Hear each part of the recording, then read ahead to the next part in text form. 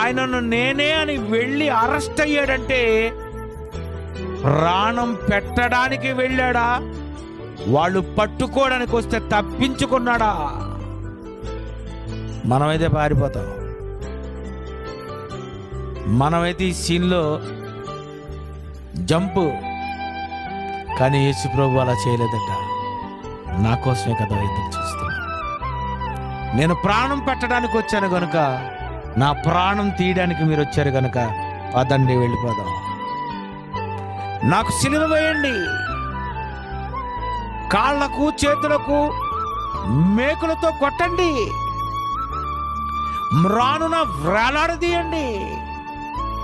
2 చేతులు పైకి వెళ్ళిపోయిన తర్వాత ఆ మేకులు అడ్డుతుంటే, మ్రానున వ్రేలాడిపోతుంటే ఎలా ఉంటుందండి? ఎంత బాధో తెలుసా? ఎంత కఠినమైన శిక్ష తెలుసా?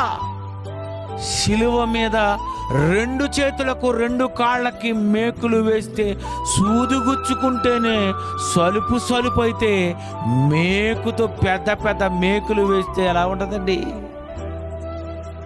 పిల్లరా, యేసు ప్రాణము పెట్టలేదు అన్న ఎవడైనా యేసే వచ్చి అరెస్ట్ అయ్యాడు.